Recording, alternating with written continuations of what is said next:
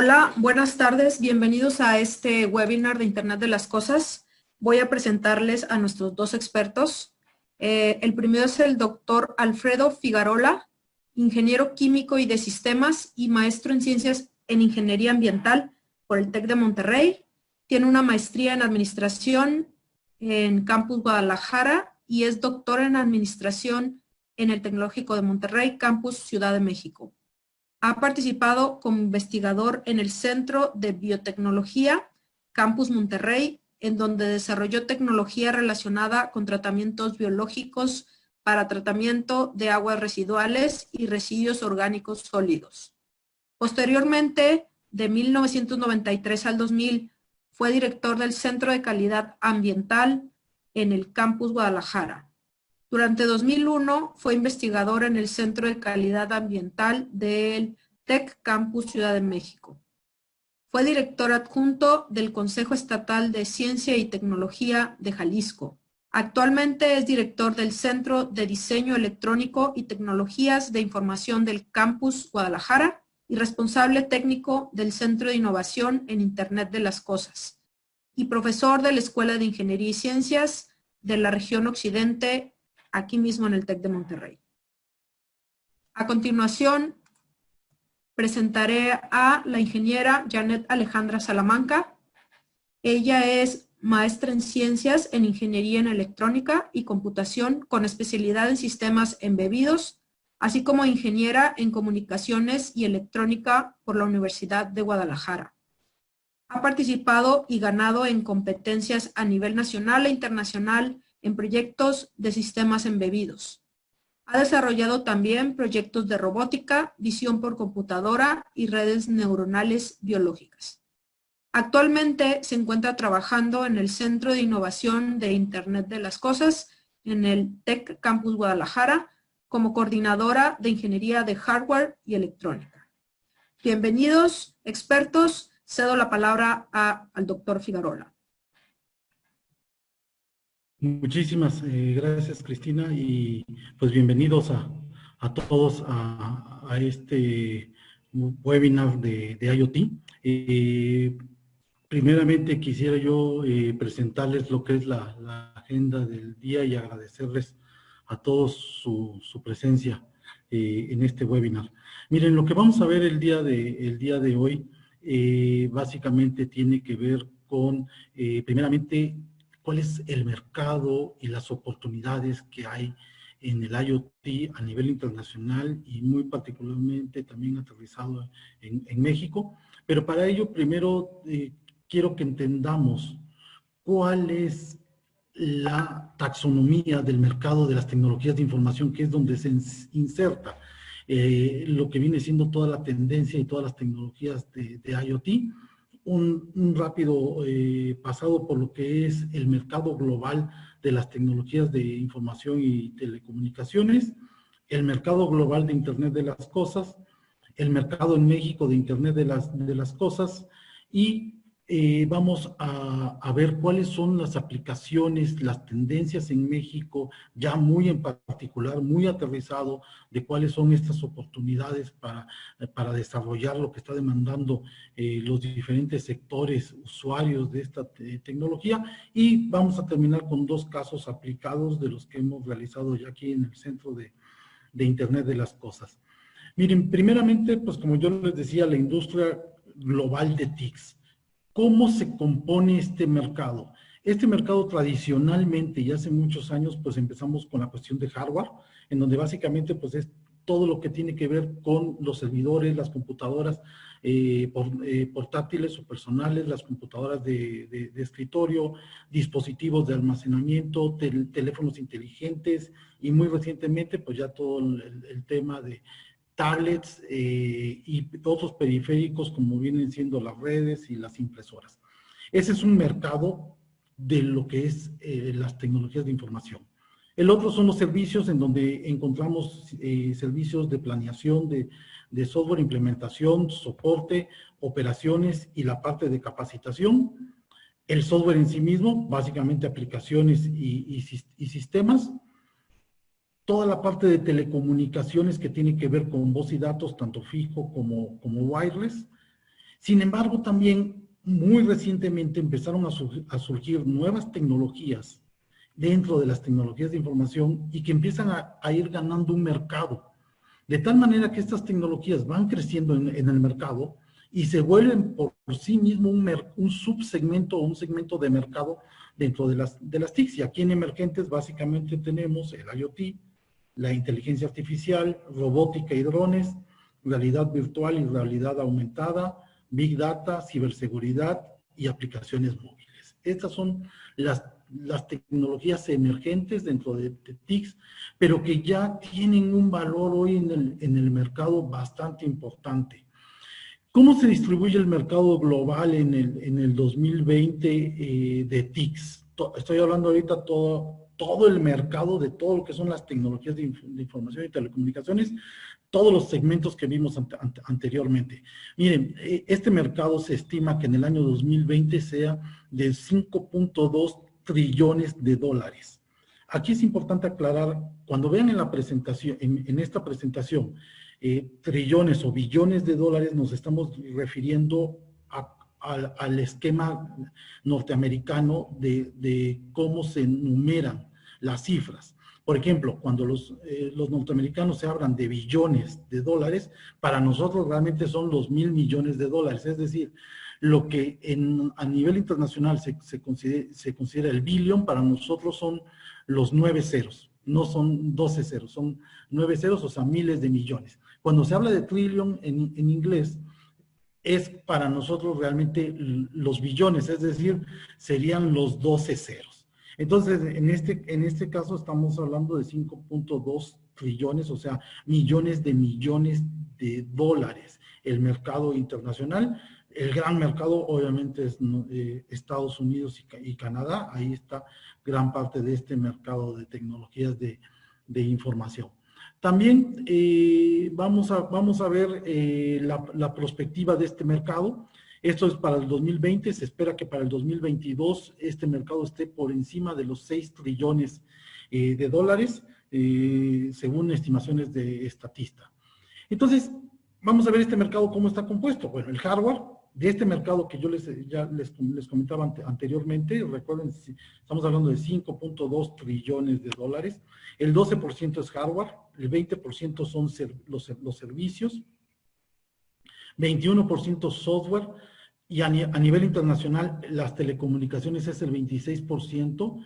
Esto en México cambia un poquito. En México las telecom dentro de la industria de TICs es un sector muy grande, es prácticamente la mitad, poquito menos de la mitad, 48, 47% telecomunicaciones, lo que quiere decir que los otros segmentos de mercado tienen todavía muchísimo potencial para crecer en México. Y lo que llamamos las tecnologías emergentes, 21%. Sin embargo, esta es la composición del mercado hoy en día. Sin embargo, ¿cómo estiman los crecimientos para los próximos 3 años? El hardware va a crecer a una tasa del 2%, los servicios crecerán al 4%, software 7%, esto es anual, son tasas de crecimiento anual. Por periodo, es decir, van a crecer cada año esta tasa de aquí al 2023. Las telecomunicaciones ya crecerán muy poco, claro, obviamente es el mercado más grande, 1%. Sin embargo, vamos a ver que las tecnologías emergentes, estas que mencionábamos de IoT, inteligencia artificial, robótica, etcétera, van a estar creciendo a una tasa anual del 16% de aquí al 2023. De ahí la importancia de estas nuevas tecnologías, es decir, del crecimiento esperado para este sector para los próximos años, el 46% será absorbido por estas tecnologías emergentes, y el resto, 54%, el más importante sería software, hardware y servicios, pero el principal crecimiento va a estar en las tecnologías emergentes, que crecerán en este periodo acumulado 104%. Ahora, no todo es positivo. Veamos el impacto que va a tener en Latinoamérica el COVID-19 con respecto a esta expectativa de crecimiento. Definitivamente, en el caso de Latinoamérica, en el escenario más pesimista, esta industria va a caer este año alrededor del 7.5%. Este es el escenario más pesimista. En el escenario más optimista, esta industria va a decaer aproximadamente un 1%, pero se espera una recuperación para el 2021, que este sector crezca en su conjunto, en promedio, en el 2021, en un escenario optimista 6%, y en el escenario más pesimista, que este sector va a crecer un 1% para el 2021. Entonces, sí, los efectos, al igual que en otras industrias, son grandes. Sin embargo, la ventaja que tiene este sector contra otros sectores de la economía es que este sector venía creciendo a ritmos del 7 al 8% anteriormente. Para Latinoamérica, pues México representa realmente el país en donde se va a ver más impactado este sector en este año. Es decir, este año antes de COVID se esperaba un crecimiento alrededor del 3.5%. Ahorita, a datos de marzo, se espera que este sector caiga aproximadamente 7% este año. Y el pronóstico de crecimiento para el año que entra, antes de COVID, pues se estimaba alrededor de un 5%. Y para México se espera un crecimiento para el 2021, ya tomando en cuenta el COVID, del 3%.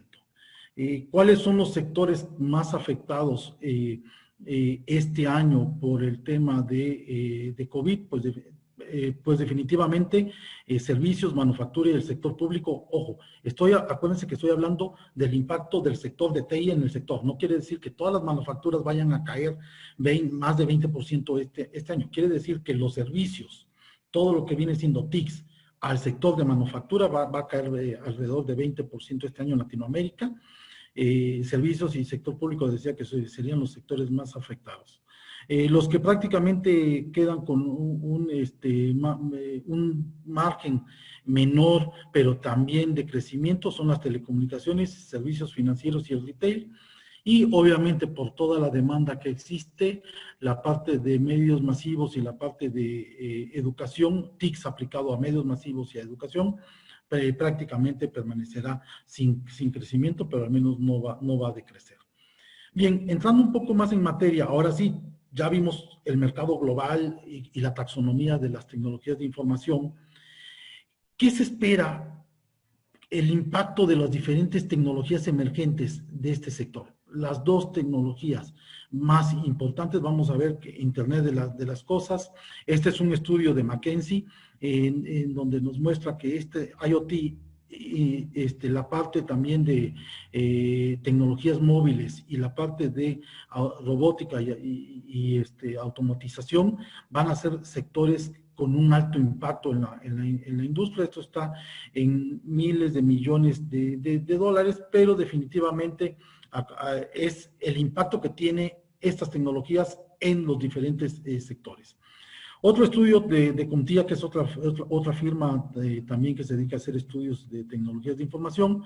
Aquí nos muestra la inteligencia artificial, el Internet de las cosas, el 5G y el cómputo sin servidores, o sea, robótica y otras tecnologías también como las más importantes que van a crecer los próximos años y que van a estar impactando a los diferentes sectores económicos. Como vemos, hay mucha consistencia entre los diferentes estudios que se han realizado de cómo van a crecer estas tecnologías emergentes.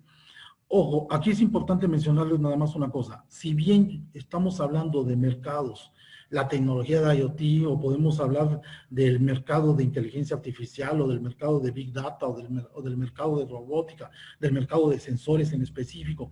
La verdad es que a la hora de hacer un proyecto, ustedes saben que se mezclan muchas tecnologías y no podemos decir, pues, yo nada más, esto es IoT, pero ¿el IoT qué es? Bueno, pues, obviamente conecta diferentes dispositivos, tiene los gateways, utiliza las redes, finalmente la nube, y después, ¿qué hacemos con todos esos datos? Pues, de manera muy simple, análisis de datos, pero incluso podemos utilizar inteligencia artificial a partir de esos datos y viene la parte de visualización, que hoy en día la parte de visualización, muchos de los clientes realmente nos los piden en móviles. Entonces, el IoT también, hablando de IoT, es hablar de un conjunto de tecnologías, no solamente un conjunto, pero bueno, la taxonomía sí está y definitivamente hay proyectos que uno dice, bueno, pues este es un proyecto de IoT, pero sabemos que tiene diferentes tecnologías inmersas el proyecto. En particular, el mercado de IoT este 2020 se espera que rebase los 1.100 millones de dólares. Y estamos hablando que este mercado alcanzará para el 2024 más de 2.000 billones de dólares, o sea, serían los 2.1 trillones gringos y 1.1 trillones en esa nomenclatura, ¿sí? Este es el mercado de IoT, vemos que es un mercado creciente. Para darles una referencia, ¿es mucho o es poco? Bueno, pues este es el PIB de México. 2019 es el equivalente a 1.2 trillones de dólares. Es decir, el mercado de IoT en el 2020 es prácticamente el mercado, todo el PIB de México. De ese tamaño es el mercado de IoT a nivel internacional. ¿Sí? Algunas otras fuentes como McKinsey, que repito, hay firmas que pues, se dedican a estudiar estos mercados, también visualizan este impacto de IoT.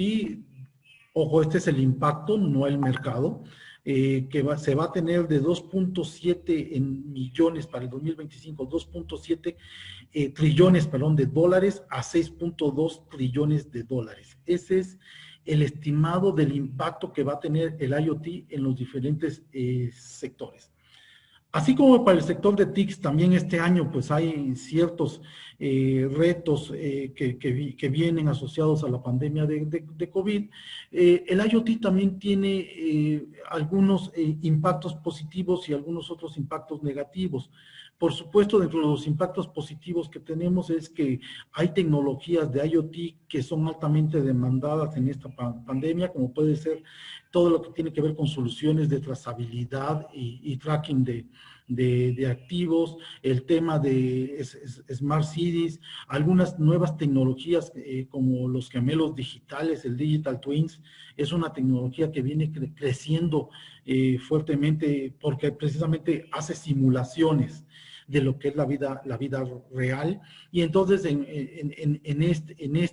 esta temporada en donde estamos aislados, pues la simulación de escenarios es muy demandada. Entonces hay ciertas tecnologías del IoT que estuvieron creciendo durante la pandemia. Sin embargo, sí se reconoce que hay ciertos impactos negativos, como puede ser, bueno, definitivamente hay proyectos pospuestos en IoT, proyectos o inversiones, perdón, también que se han pospuesto por el caso del IoT, y hay pérdida de empleo también en el IoT en este año. Sin embargo, bueno, ya vimos los datos 2021 y el pronóstico para 2025, en donde definitivamente se espera una recuperación muy fuerte de estos sectores, en particular de IoT, pero de todos los sectores de alta tecnología.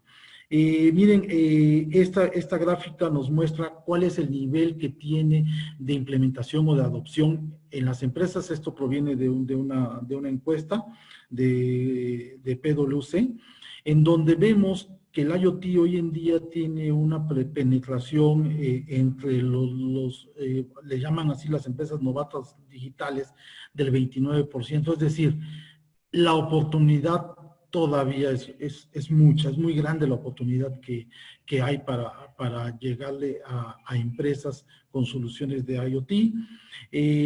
Los sectores que todavía no tienen una gran adopción y por tanto el potencial también es muy grande. Otros sectores como pueden ser inteligencia artificial y lo que es realidad virtual y realidad aumentada.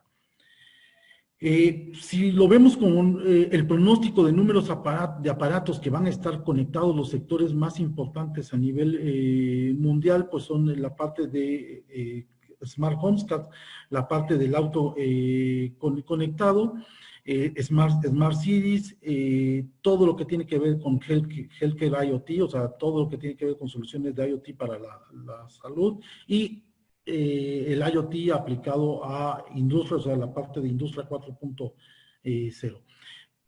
Hay diferentes estudios, Market Research también nos marca el healthcare y la manufactura, o sea, la industria 4.0 como los principales segmentos de mercado para el IoT a nivel mundial, seguido por la banca y los seguros, y posteriormente el retail.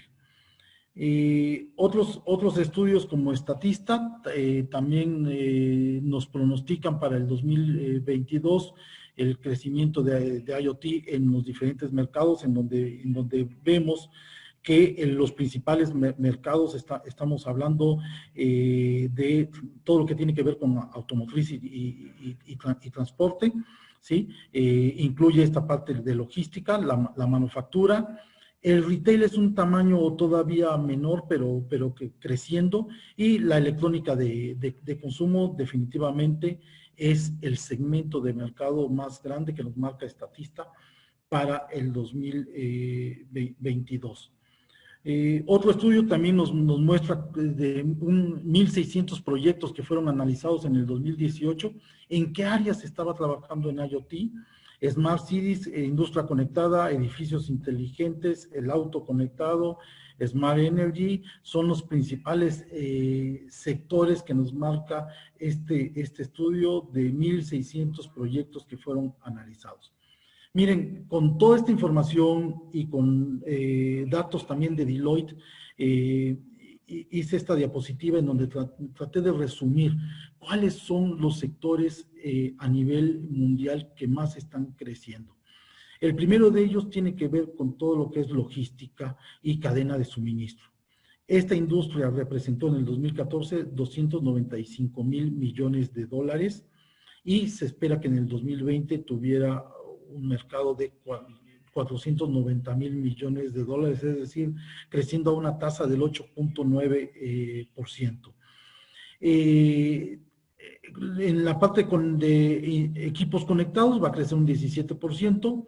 El mercado del auto conectado en el 2014 era 26,000 millones de dólares. Este es uno de los sectores con más crecimiento.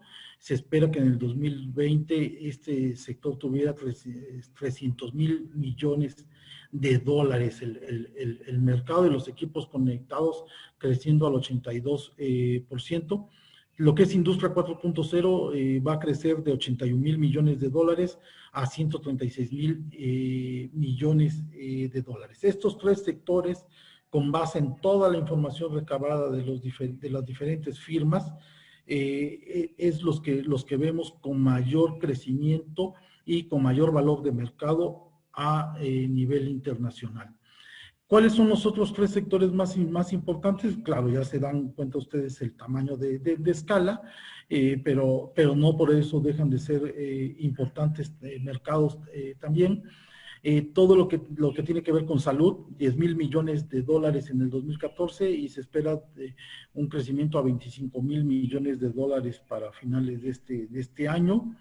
El Smart Agro o las aplicaciones de agroindustria, tenía un mercado de 11,000, o tuvo un mercado de 11,000 millones de dólares en el 2014 y se espera este mercado 25,000 millones de dólares para el 2020. Y finalmente todo lo que es el retail, un mercado de 7,800 millones de dólares en el 2014 y que llegue a 13,000 millones de dólares para este año. Eso es a nivel mundial. Ahora en México el IoT, el mercado de IoT en el 2016 fue de 3,300 millones de dólares y en el 2017 alcanzó los 4,000 millones de dólares. Con datos de diferentes fuentes de Statista, de IDC y de Research and Markets, se estima un mercado de 4,000 millones de dólares que decíamos en el 2017, pero que va a crecer a los 11,000 millones de dólares al 2022. Esto es, el IoT va a crecer a una tasa anual compuesta del 23.2% de aquí al 2023. Recordemos este dato, 4,000 millones de dólares en el 2017, 11,000 millones de dólares en el 2022. ¿Esto es mucho o es poco? Pues para hacer algunas comparativas, por ejemplo, el valor de la producción de tequila en México para el 2022 se estima que sea de 5,000 millones de dólares. Es decir, todo el mercado, ojo, es producción, o sea, esto es mercado local más exportaciones, porque nadie más produce tequila en el mundo, obviamente. Bueno, en teoría. Este mercado de 5,000 millones de dólares es la mitad, el tequila representa la mitad del mercado de IoT en México. El valor de la telefonía móvil en México en el 2019 fueron de 13,000 millones de dólares y todo el valor de la educación privada, primaria, secundaria y preparatoria alcanzó los 2,500 millones de dólares en el 2018.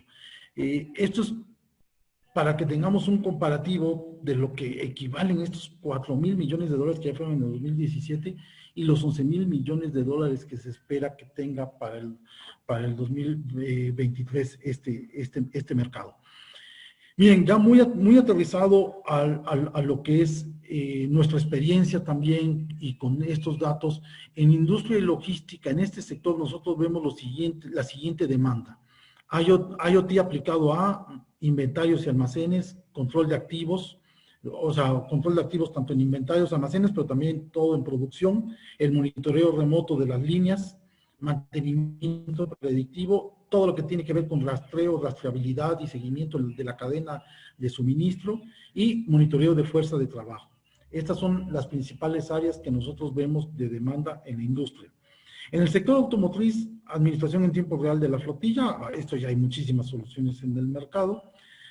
Soluciones de infoentretenimiento en la nube, gestión automatizada de las emergencias, asistencia al conductor, o sea, asistencia inteligente al conductor en el manejo, mantenimiento preventivo, todo lo que tiene que ver con el monitoreo de los sistemas del auto e incluso ya muy pronto no nada más es, el auto conectado implica no nada más hacia adentro del auto, sino también la comunicación con otros automóviles y un punto muy importante finalmente dentro de la automotriz tiene que ver también con el tema de IoT aplicado a energía. En el tema de salud hay aplicaciones móviles de salud, monitoreo remoto de pacientes, todo lo que tiene que ver con administración de activos dentro del hospital, mantenimiento predictivo de todos los equipos de los hospitales, dispositivos portátiles de salud y dispositivos médicos internos.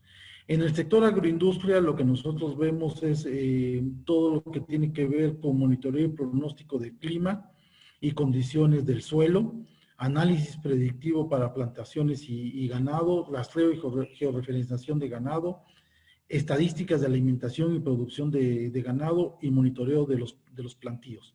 Y en el retail, pues estamos esperando monitoreo de la tienda, o sea, hay diferentes aplicaciones para monitorear la tienda, desde seguridad hasta cuestiones operativas, por ejemplo, cadena de frío en el retail es muy importante, mantenimiento predictivo del equipo, transporte inteligente, la parte de automatización y robótica, y todo esto nos va a llevar a la tienda inteligente. En la parte de Smart Cities, administración de residuos, estacionamientos inteligentes, administración del tráfico y del transporte público, seguridad, calidad del agua y del aire, detección de fugas, iluminación inteligente y Smart Energy. Y ahora sí le cedo la palabra a mi colega Alejandra para que ella nos hable de las aplicaciones que hemos hecho, algunas, bueno, en este caso dos en particular aplicaciones que hemos hecho allá al sector industrial y cómo aterrizamos todo esto. Sí, hola, muchas gracias, doctor. Bueno, pues yo les voy a platicar de dos proyectos en general. Uno es el monitoreo en cultivos de frambuesa. Y bueno, pues el objetivo es desarrollar un sistema de monitoreo de variables para mejorar la producción y calidad del cultivo. Se ha demostrado en algunos artículos científicos que si se tienen las condiciones óptimas en la planta, esta puede mejorar la producción y la calidad. Entonces, ¿qué variables son las que vamos a monitorear? Bueno, las primeras son temperatura y humedad del sustrato. Esto es lo que es en tierra. Temperatura y humedad del ambiente. Luego tenemos lo que es pH y conductividad. Y si notan, bueno, pongo lo que es al ingresar.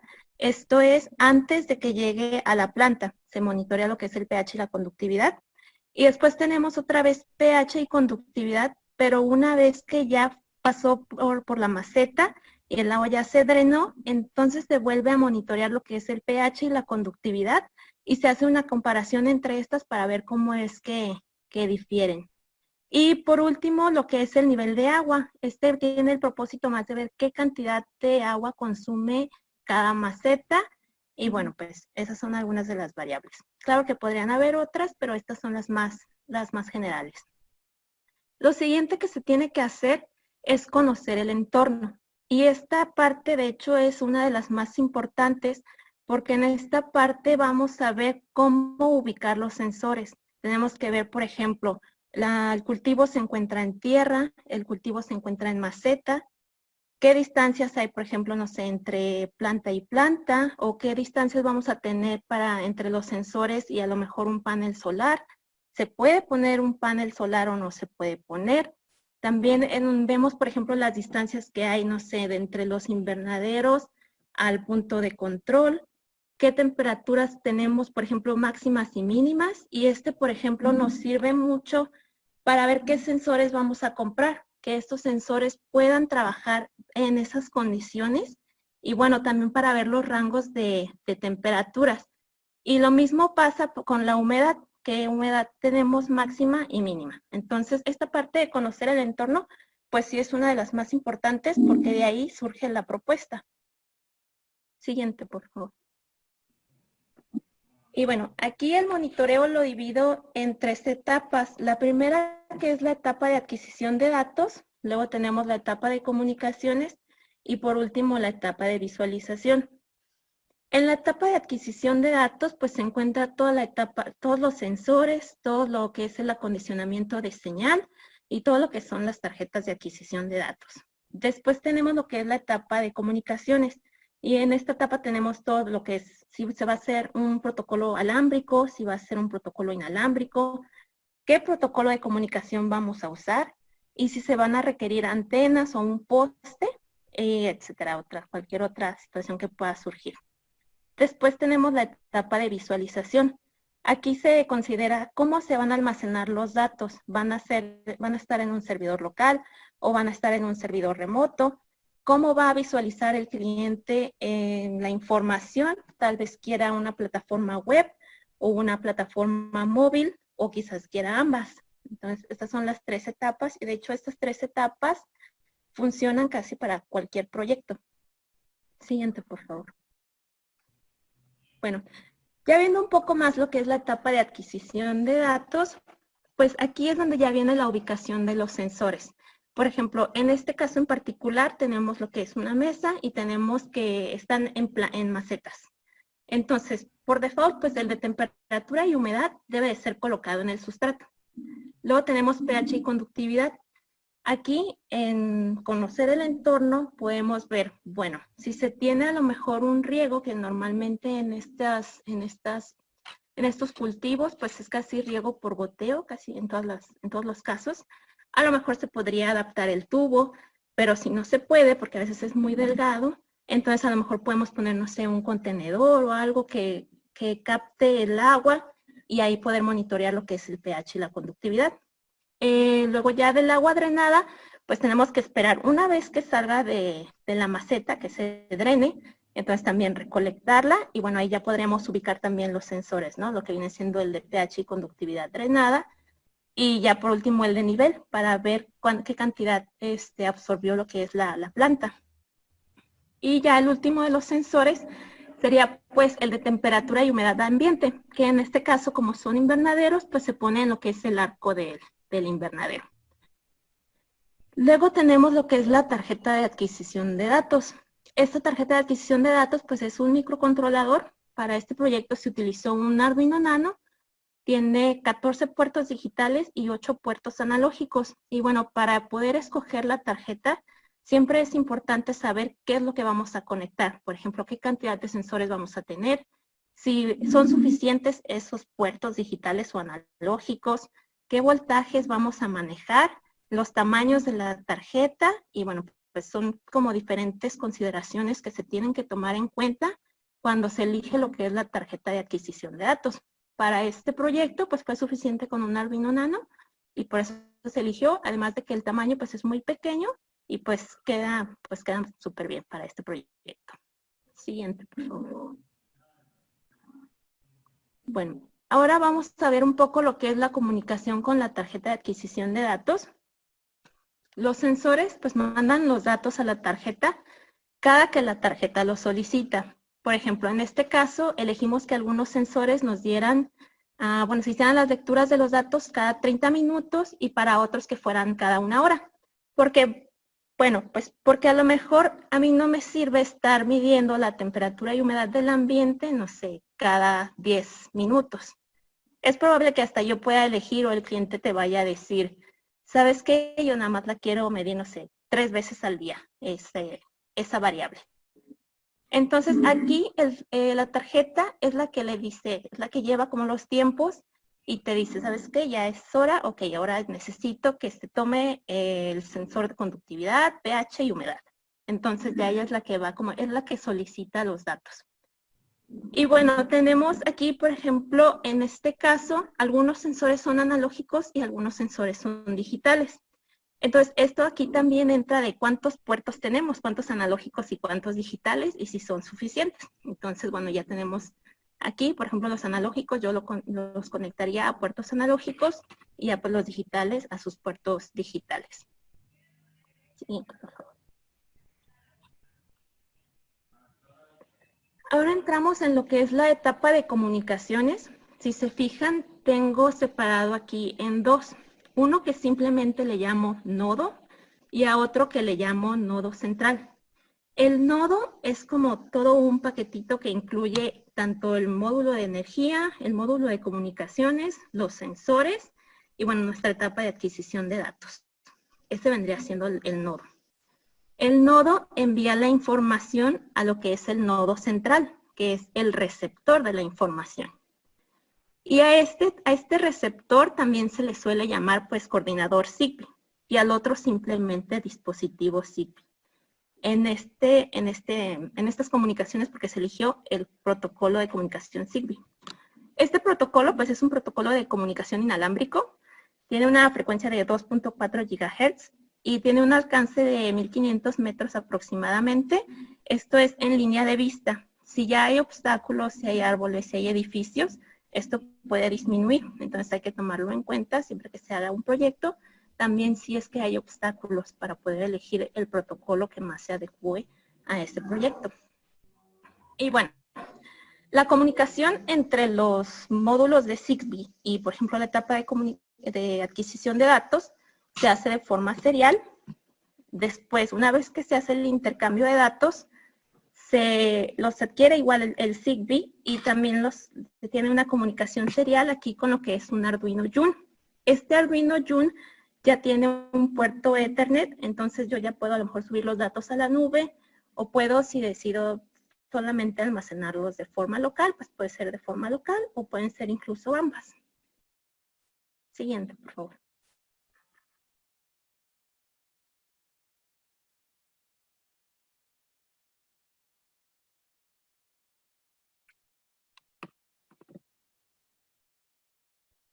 Y bueno, aquí tenemos lo que es la arquitectura del sistema de comunicación.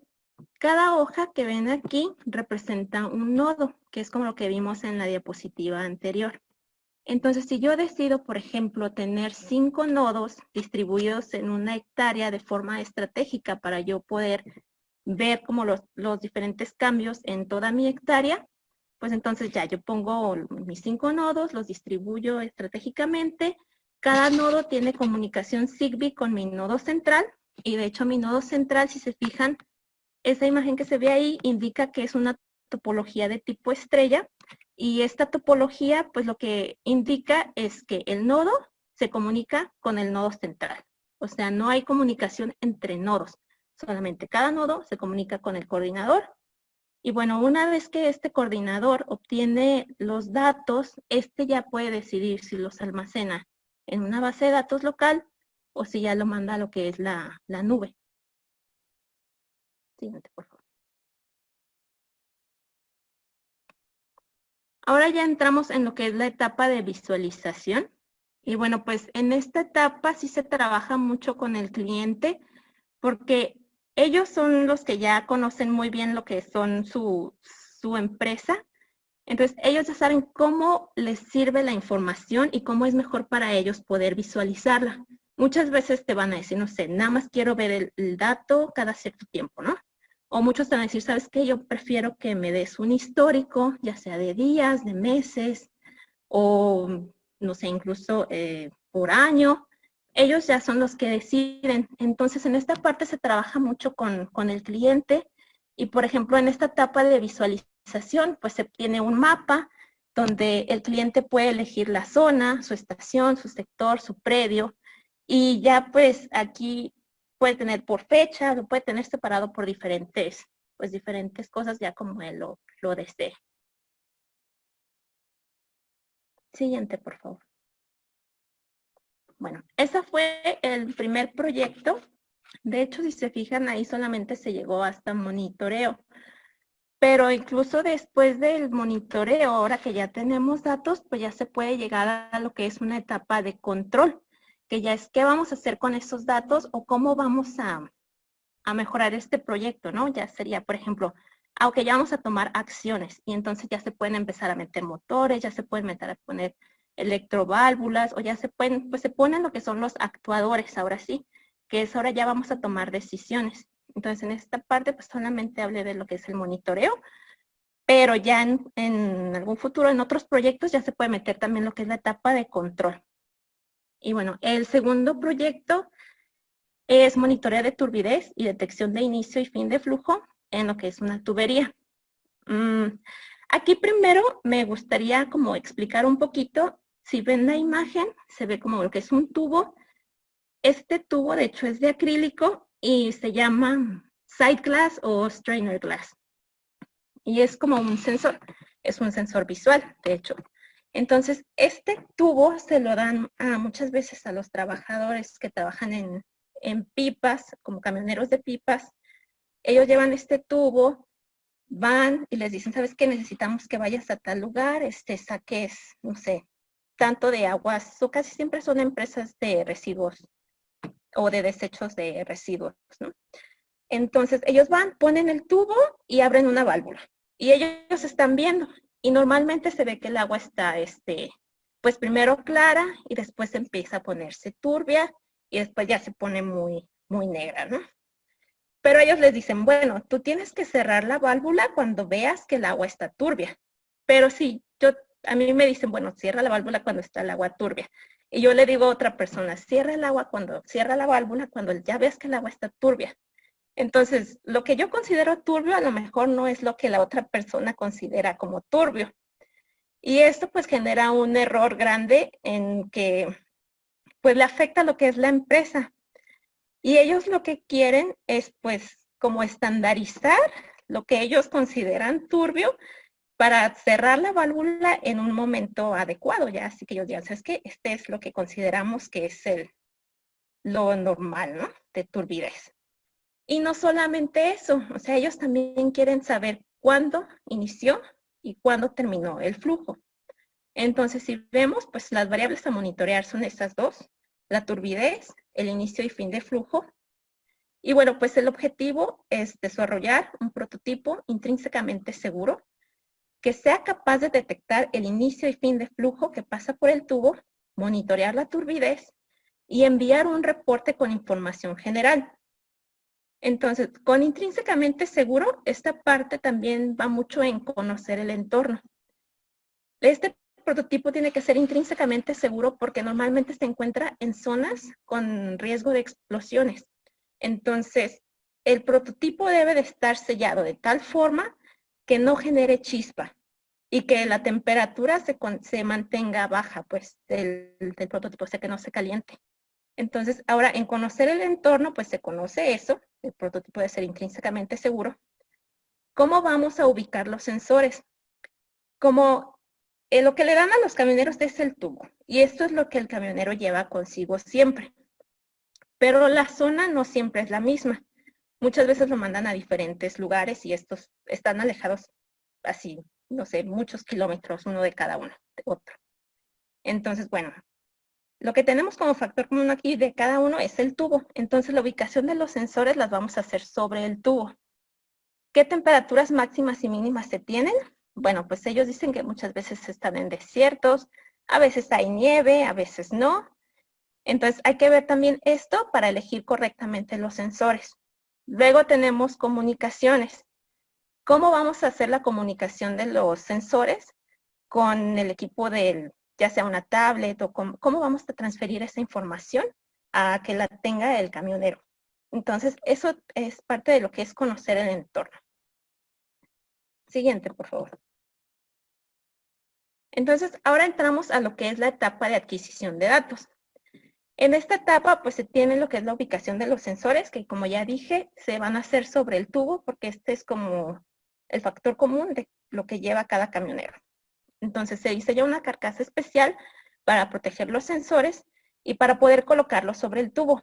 Y aquí hay que tener en cuenta que esta carcasa es la que nos va a dar lo de intrínsecamente seguro. ¿Qué sensores tenemos? Bueno, pues tenemos un sensor de turbidez, un sensor de nivel y un sensor magnético. ¿Y quién va a ser nuestra tarjeta de adquisición de datos? Nuestra tarjeta de adquisición de datos va a ser una ESP32. Y bueno, esta tarjeta también tiene un módulo Wi-Fi y un módulo Bluetooth. Siguiente, por favor. Ahora tenemos, bueno, en la etapa de adquisición de datos, vemos que tenemos los 3 sensores que se comunican con el ESP32 y después tenemos qué hace el ESP32 con esta información.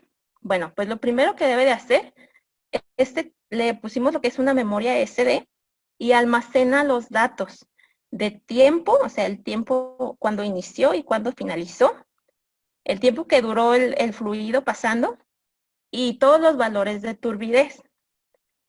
Y en la memoria flash almacena solamente los valores de tiempo. No se incluyó los valores de turbidez en este caso, en la flash, porque como ahorita estamos haciendo la adquisición de datos, o sea, son muchos datos, porque todavía estamos analizando cuándo es óptimo para decir es agua turbia, cierra la válvula.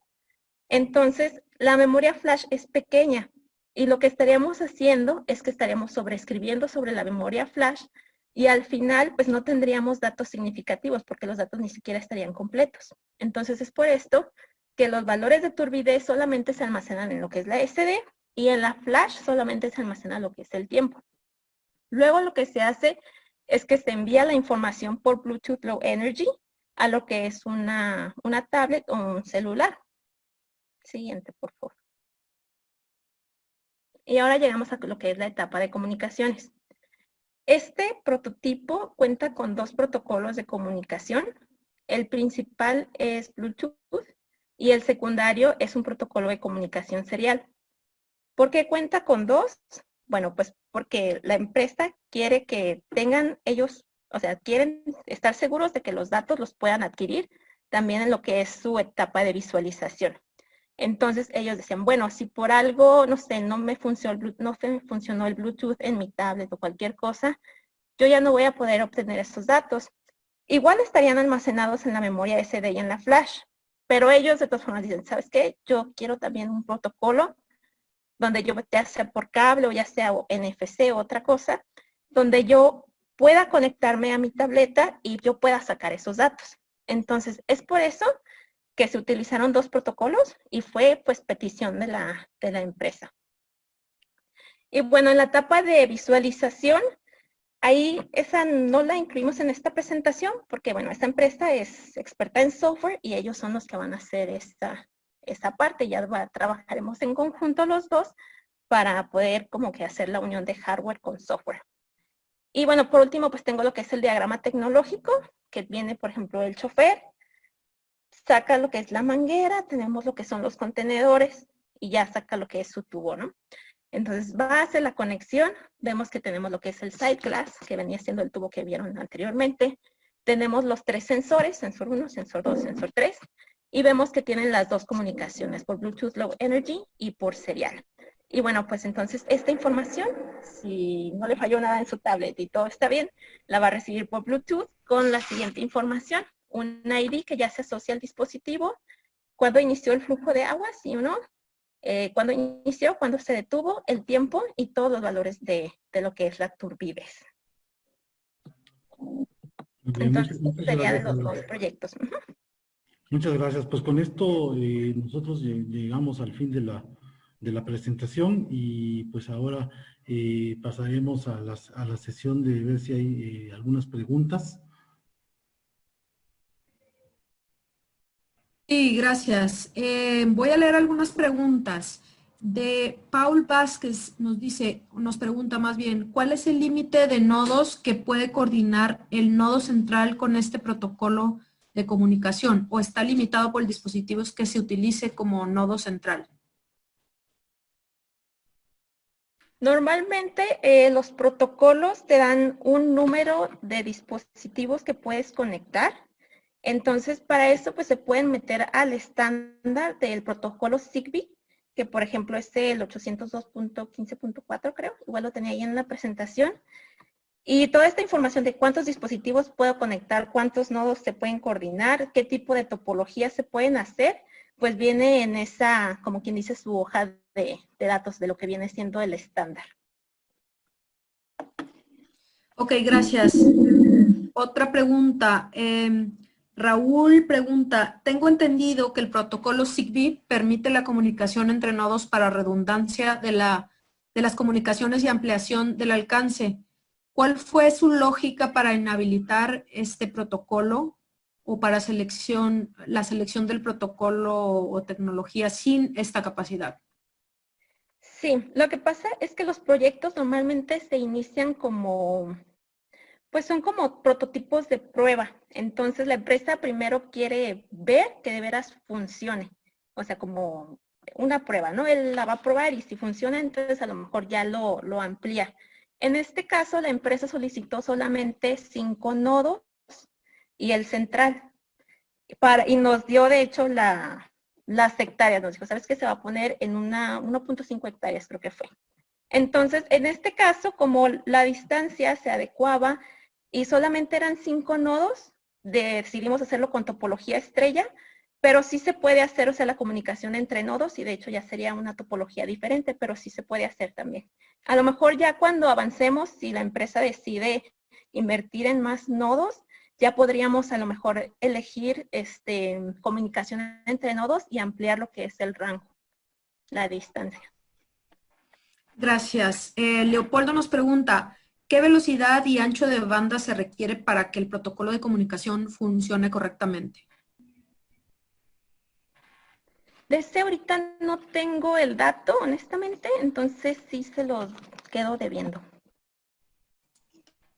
Siguiente pregunta. Saúl nos pregunta, ¿cuáles son las ventajas de utilizar un Arduino en estos proyectos? O si depende del proyecto utilizar una arquitectura un poco más avanzada como Raspberry o Orange, Raspberry Pi o Orange Pi.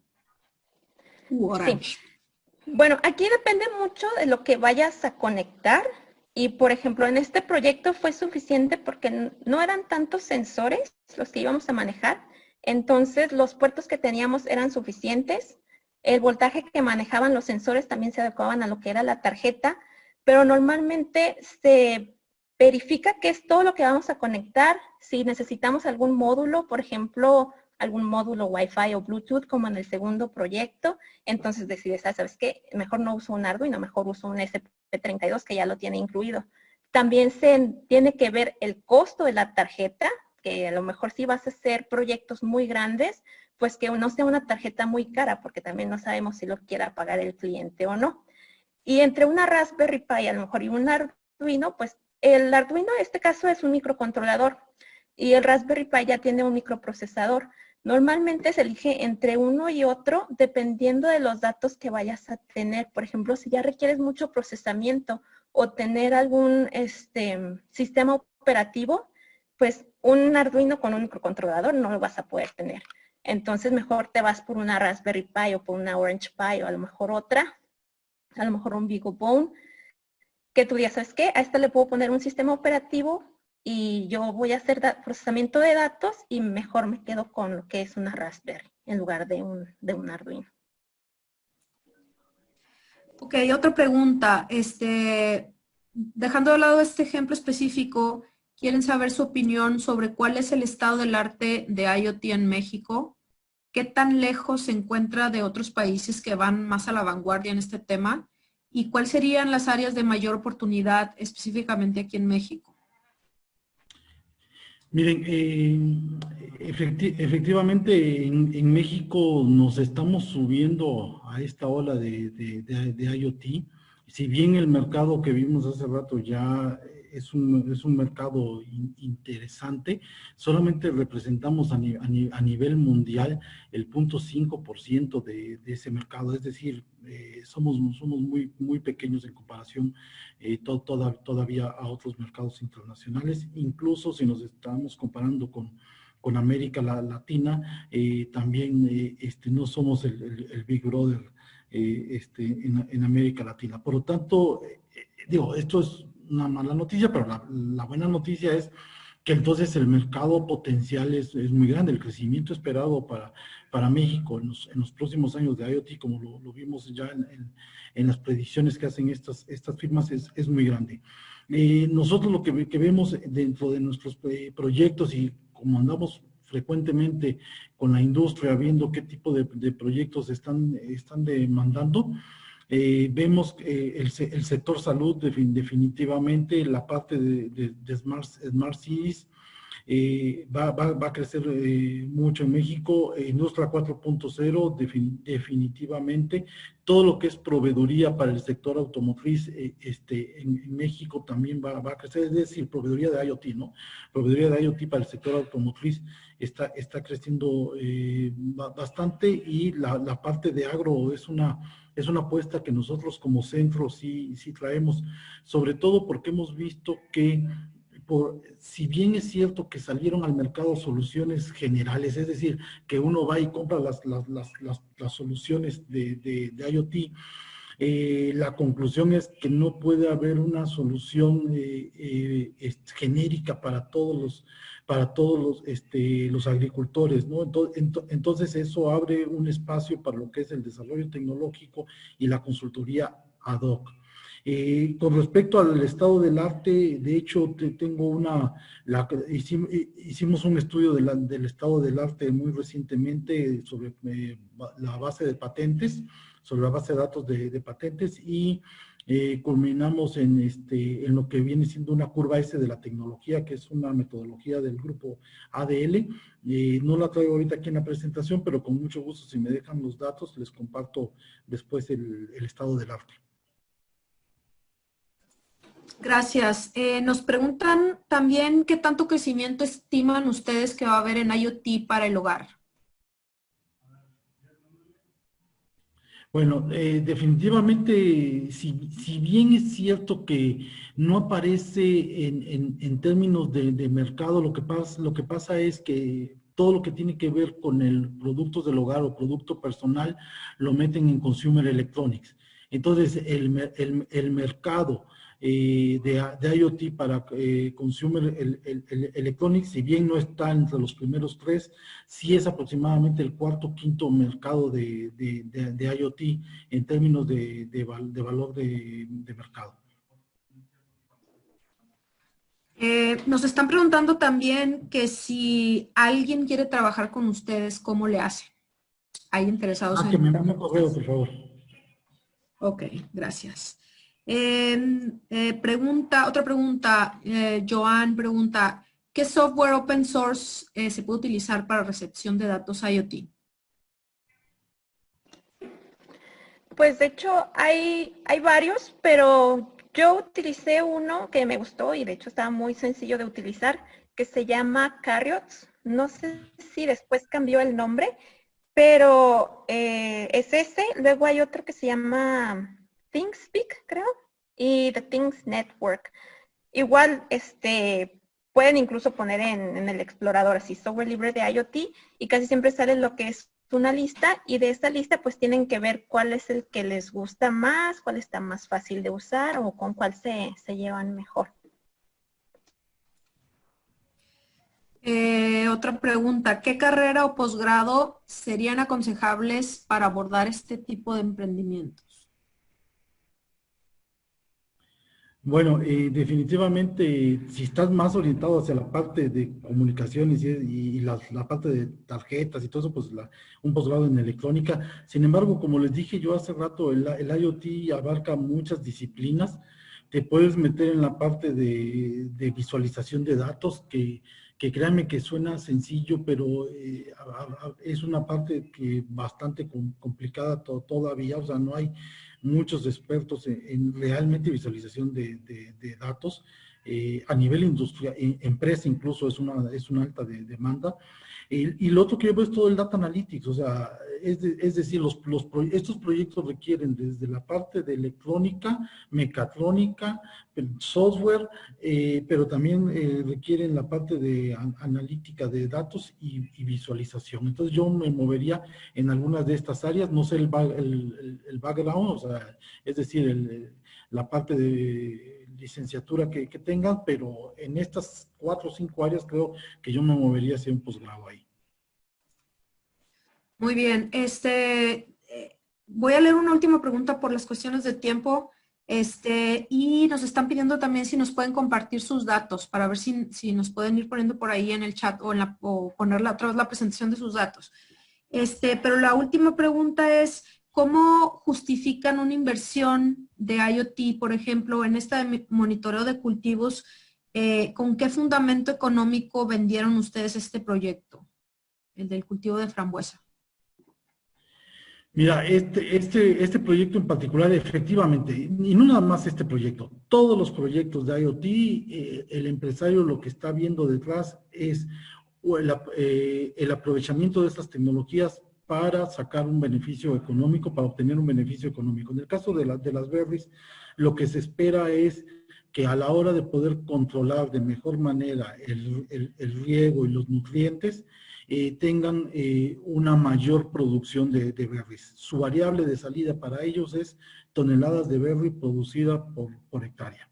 Definitivamente ese es la variable de salida. Como comentaba Ale hace rato, ahorita lo estamos haciendo en 1,5 hectáreas.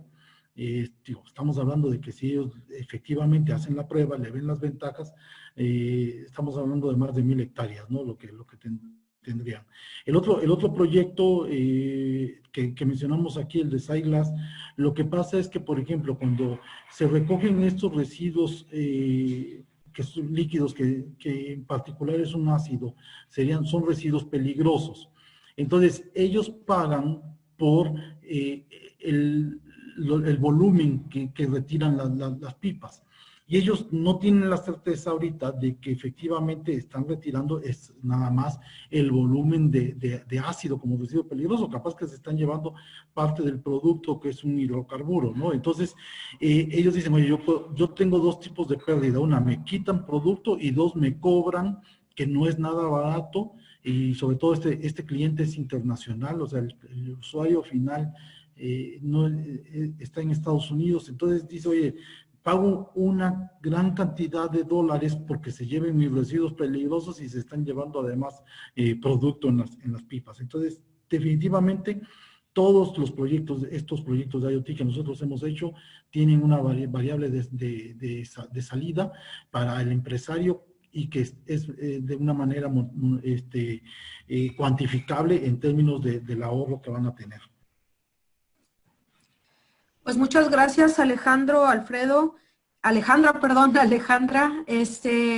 Muchas gracias por esta presentación tan interesante. Los datos de Alejandro y de Alfredo están en el chat por si quieren tomar nota. Y a todos ustedes que estuvieron aquí conectados, muchas gracias por su atención. Hoy tuvimos presencia de México, Estados Unidos, Colombia, Bolivia, Ecuador y El Salvador. y de las áreas de educación, banca, consultoría, manufactura, software y transporte. Muchas gracias a todos, que tengan buena tarde. Muchísimas gracias a todos por su atención. Gracias.